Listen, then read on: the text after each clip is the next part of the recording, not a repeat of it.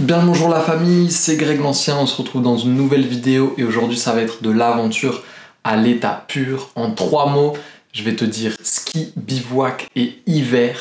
J'espère que ça te tease pas mal, mais tu vas découvrir ça juste après l'intro, on se retrouve juste après. Allez, on envoie!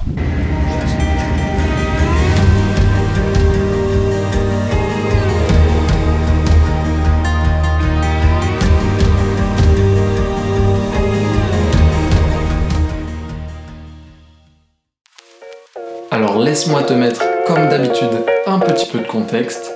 Revenons 2 mois en arrière pour Noël et pour ma copine, j'avais envie de lui offrir une expérience, quelque chose qui marque, quelque chose qui laisse de beaux souvenirs, parce que c'est ce qu'elle avait fait pour mon anniversaire dernier. Elle m'avait offert une expédition sur un glacier. Revenons-en à nos moutons, donc je voulais vraiment offrir une expérience. Et j'étais tombé sur Explora Project, c'est un site que je te conseille vivement si tu veux vivre ce genre d'aventure. Il y avait quelque chose qui me disait pas mal, c'était bivouac hivernal. Dormir dans une tente, comme je te l'ai expliqué, c'est spécial, mais on est des grands amoureux du froid, de la neige, des montagnes. Et donc pouvoir dormir au cœur de la montagne, dans la neige en hiver, là où c'est le plus rude, je pense que c'est quelque chose qui pouvait lui plaire.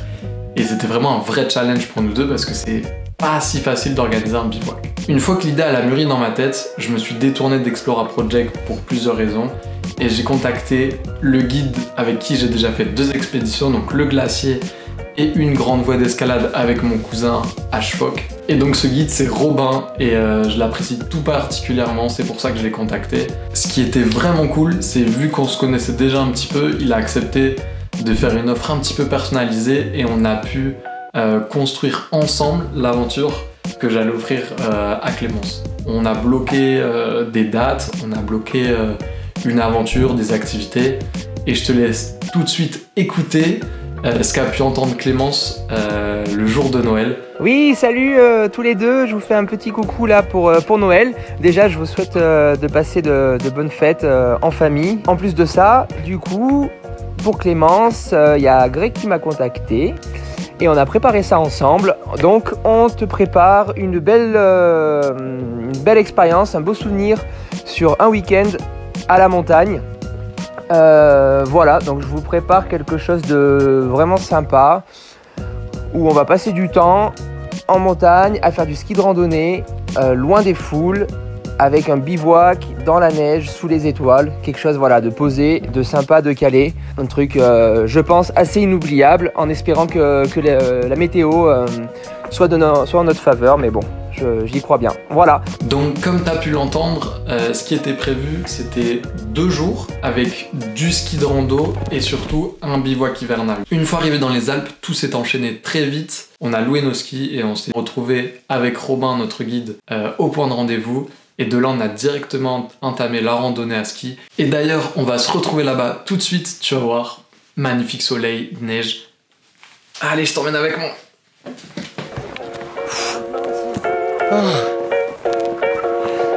On a 1h30 de rando avec des sacs très gros.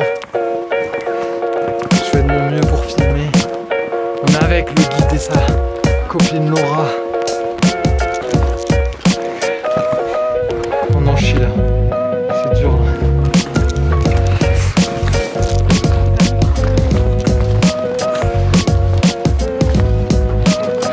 C'est une vidéo.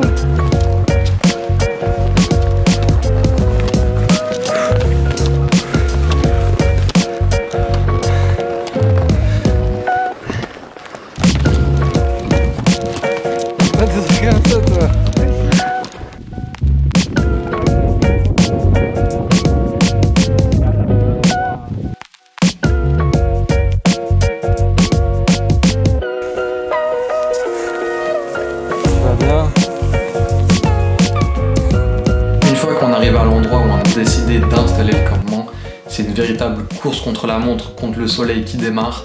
Il faut vite finir le camp et faire le maximum de choses, voire avoir tout fini avant le coucher du soleil, parce que quand il n'y a plus de soleil, déjà on n'y voit rien et surtout le froid s'installe très vite et c'est très compliqué de garder sa lucidité, garder la dextérité dans les doigts parce qu'il fait froid et avec les moufles c'est pas simple de manier des piquets de tente, etc.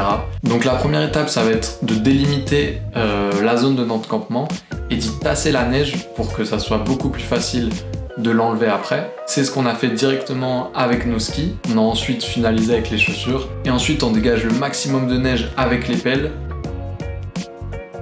On va passer à ma liste d'indispensables et de choses qui m'ont été très précieuses pendant ce bivouac tout de suite. Alors la première chose, c'est concernant l'isolation du sol. Ce qui a le plus de chances de refroidir ton habitacle, donc ta tente, c'est qu'elle soit mal isolée et notamment du sol. Il va falloir te donner le maximum de chances possible pour y être le mieux isolé. Et mon indispensable, c'est la couverture de survie qui, bien placée, offre une première couche d'isolation entre toi et le sol. Et mon deuxième indispensable, c'est un matelas. En termes de matelas, il y a en mousse et des gonflables, mais il faut savoir qu'il existe une échelle qui mesure l'isolation d'un matelas. Pour l'hiver, on a vu à peu près partout et c'est un peu la norme, il faut que tu aies une isolation, donc une R-value, c'est ça l'unité, d'au moins 4. Et ce qui est bien, c'est que les R-values de différents matelas s'accumulent. J'avais un matelas gonflable pour l'été avec une R-value de 2.3, 2.4, donc très léger, super pour l'été, mais vraiment pas assez isolant pour l'hiver. Mais j'avais pu le combiner avec un matelas en mousse qui avait une R-value de 2, chez Decathlon, 20 balles, donc top. J'ai assemblé les deux et j'avais une R-value de 4, ce qui me permettait d'être bien isolé du sol, notamment en hiver. Ça, c'était ma première catégorie d'indispensables, c'était l'isolation et notamment les matelas et les couches que tu mets sous ton dos. Ensuite, la deuxième catégorie, ça va être ton équipement et les différentes couches. Donc c'est comme en ski en fait, sauf que ça va être la nuit. Il faut que tu aies différentes couches sur toi qui te permettent de rajouter ou d'enlever des couches pour toujours être à la bonne température. Bien évidemment, il ne faut pas avoir froid, parce que sinon tu vas mal dormir, mais il ne faut pas avoir trop chaud et surtout ne pas transpirer, parce que c'est quand tu transpires que ça va créer de l'humidité, et l'humidité quand il fait froid, c'est ton pire ennemi, c'est ce qui te donne encore plus froid, c'est ce qui peut geler, donc c'est ce qui peut être assez critique et dangereux. Prévois des bonnes doudounes spécialisées. Nous on en avait des fines Patagonia et le guide heureusement qui nous a prêté des bien plus grosses. Ensuite, petite astuce qu'on a vue dans pas mal d'endroits, tu le vois depuis tout à l'heure, c'est avec quoi je m'hydrate, c'est les gourdes Nalgene. Donc en plus de te servir de gourde qui peut t'hydrater, ces gourdes là en fait elles sont faites dans un plastique qui résiste super bien à la chaleur et notamment à l'eau bouillante. Donc avec le réchaud, on a mis de l'eau chaude dans cette gourde et en fait la nuit ça te sert de bouillotte. Donc tu la mets dans ton duvet. Il faut avoir un excellent duvet pour dormir à moins 15 degrés dehors. Donc tu la mets dans ton duvet et en fait le duvet va pas te créer de chaleur, il va garder la chaleur qui est dedans. Donc la chaleur de ton corps et notamment la chaleur de cette bouillotte. Donc ça c'était vraiment super, ça nous a permis de passer la nuit relativement au chaud. Ça doit faire partie de ton matos quand tu pars pour un bivouac en hiver. Ce qui est pratique aussi, c'est comme je te disais, le duvet il garde la chaleur qu'on met dedans, et donc c'est bien d'aller te coucher en faisant quelques pompes, quelques exercices sportifs qui vont permettre à ton corps de créer de la chaleur, pas trop, faut pas transpirer, mais qui vont créer de la chaleur qui sera emprisonnée dans ton duvet, donc ça va te permettre de dormir plus au chaud. Et enfin, dernier indispensable, ça pourrait être encore cette gourde, mais je t'avoue que je n'ai pas osé le faire, mais c'est de faire pipi. Il faut vraiment à chaque fois que tu as envie d'uriner, il faut se motiver à sortir de la tente et à y aller, parce qu'en fait te retenir ça te demande beaucoup d'énergie et c'est autant d'énergie que tu pourras pas utiliser pour produire de la chaleur. Donc en fait tu vas te refroidir juste parce que tu te retiens de pisser et c'est quand même dommage. Surtout que pisser avec un décor de montagne la nuit, même s'il fait froid, c'est incroyable. Voilà, c'était mes quelques conseils qui me sont venus en tête si tu as envie de bivouaquer en hiver un jour. J'espère que ça t'intéresse et qu'un jour ça pourra te servir. En tout cas, malgré tout ça, on n'a pas eu froid, mais on a très peu dormi. C'est quand même assez angoissant de dormir dehors, il faut quand même plusieurs jours pour s'y habituer. Et le réveil, c'est une vraie délivrance quand le jour se lève. Tu ne peux que être fier de toi. Et ça, c'est incroyable. Ouais, creuser les... Creuser les mecs. On arrive, hein. Non mais en fait, ce qu'il y a, c'est qu'il faut juste qu'on réfléchisse comment on peut s'éteindre, tu vois. genre de... On se fait genre un cercle, tu vois. Et on met une tente d'un côté, une tente de l'autre. Comme ça, ce soir, tu vois, quand on mange, on est en face à face. Parce que si on met les deux entrées comme ça, du coup... Ouais. Clémence, tu filmes plus là, faut aller creuser. C'est ça. Ah, Moi, toi... je suis le...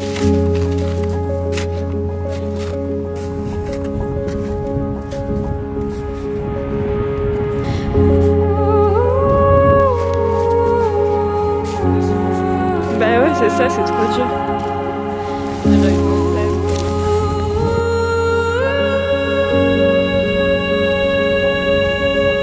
Ouais, du coup, dans ce sens-là, ouais. La tête vers... Non,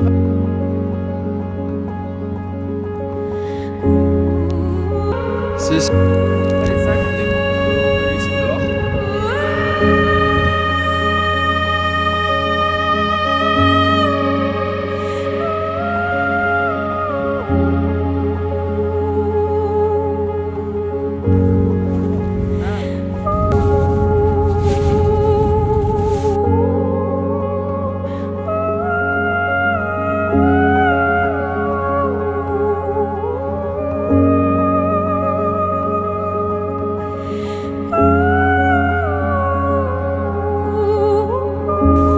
On va se réveiller par le soleil.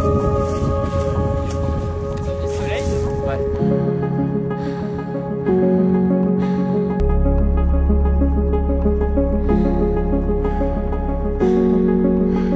Je te parlais de fierté et c'est vraiment quelque chose qui revient dans toutes les expéditions que j'ai eu la chance de faire.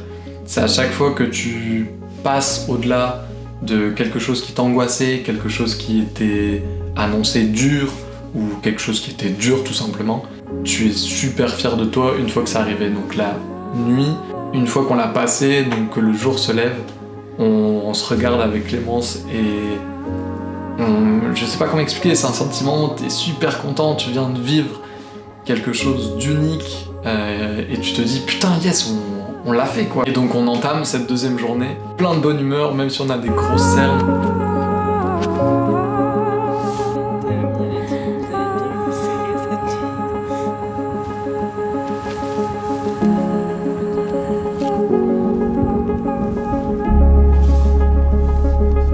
T'as bien dormi.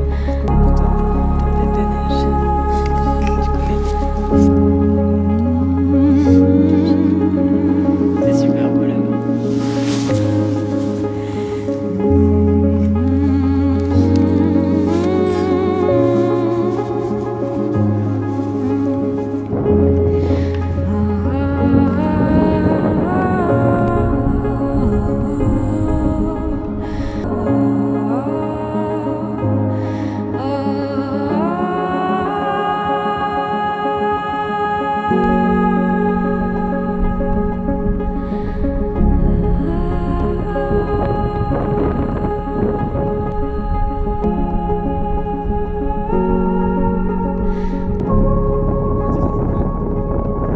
Et là, on va commencer une randonnée de 700 mètres de dénivelé, donc c'était pas mal.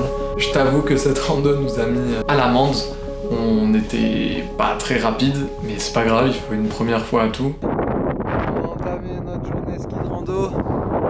On fait 2-3 heures de ski de rando aujourd'hui. Que dire de plus? Que dire de plus, les amis?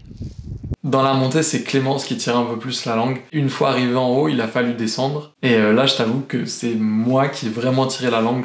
J'ai pas un super niveau en ski hors piste.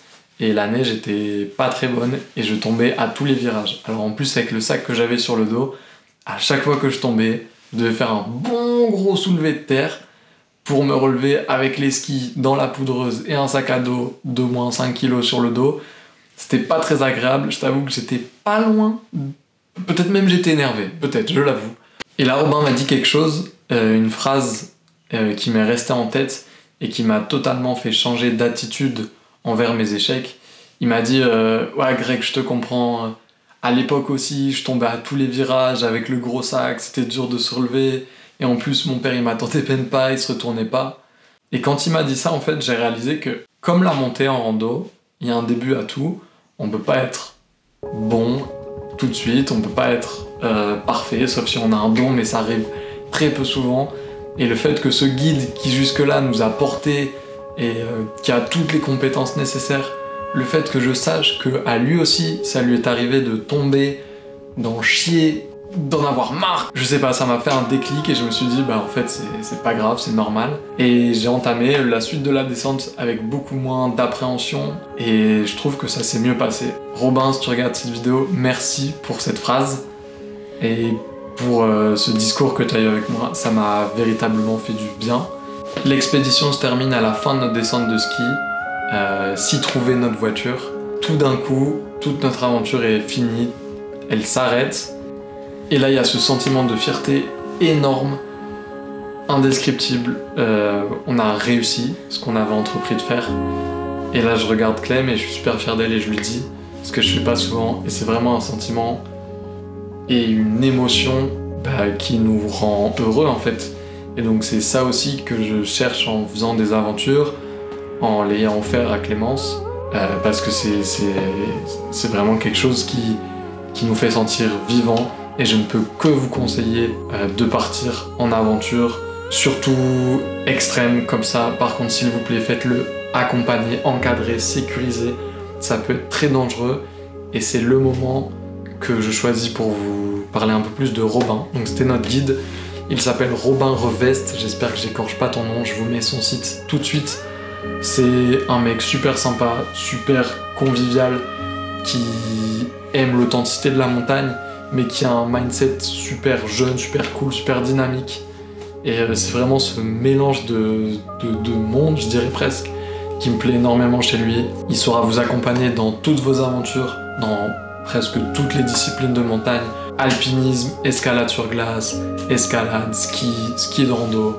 Bref, c'est un monstre, et un monstre qui est trop sympa, donc je ne peux que vous le conseiller. En tout cas, que ce soit lui ou non, faites-le encadrer avec des gens qui ont de l'expérience, ça peut être très dangereux.